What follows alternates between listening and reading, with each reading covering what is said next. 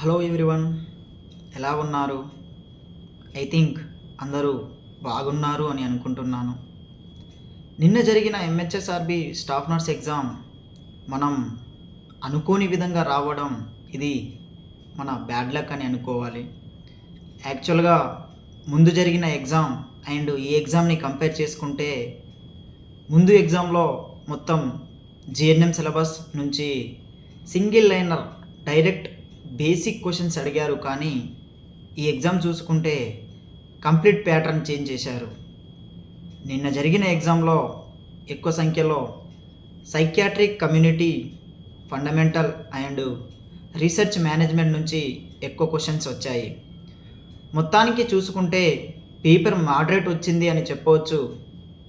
Paper మరీ డెప్త్గా అడగకుండా మోడరేట్గానే అడిగారు, కానీ మనం ముందు రాసిన ఎగ్జామ్లో జిఎన్ఎం సిలబస్ నుంచి ఈజీ సింగిల్ లైనర్ క్వశ్చన్స్ వస్తాయి అని అనుకొని మనం బేసిక్గా చదివాం కాబట్టి ఈ ఎగ్జామ్ చాలా హార్డ్ అని అనిపిస్తుంది. ఎందుకంటే మనం అనుకున్న విధంగా రాలేదు కాబట్టి. బేసిక్గా ఇలా అనుకోవడం మన పొరపాటు అనుకోవాలి, కానీ ఎగ్జామ్ అంటే ఇలానే ఉంటుంది. ఒక గవర్నమెంట్ జాబ్స్కి మనం అర్హత పొందాలంటే ఇలాంటి ఎగ్జామ్ క్రాక్ చేసి ముందుకు వెళ్ళాల్సిన అవసరం ఉంది. పేపర్ ఈ విధంగా అడిగినప్పుడే కొన్ని నెలల నుంచి రాత్రి పగలు కష్టపడి చదువుతున్న వారికి జాబ్ వచ్చే ఛాన్స్ ఎక్కువగా ఉంటుంది. అంతేకాకుండా హాస్పిటల్లో పేషెంట్ కేరింగ్ అండ్ నాణ్యమైన ట్రీట్మెంట్ అందించవచ్చు. సో కష్టపడిన వారు బాధపడాల్సిన అవసరం లేదు.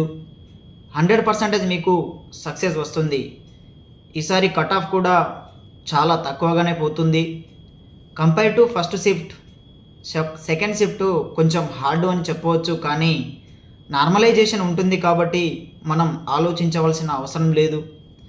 ఎగ్జామ్ రాయడం మన వంతు, రిజల్ట్స్ అనేది మన చేతిలో లేదు. సో నెక్స్ట్ ప్లాన్ ఏంటో ఇప్పుడే స్టార్ట్ చేయండి. ఇంకా మన ముందు స్టేట్ ఈఎస్ఐసి, నార్సెట్, ఆర్ఆర్బి ఎగ్జామ్ ఉంది కాబట్టి ఆలోచించి టైం వేస్ట్ చేసుకోకుండా చదువుకుంటే మంచిది.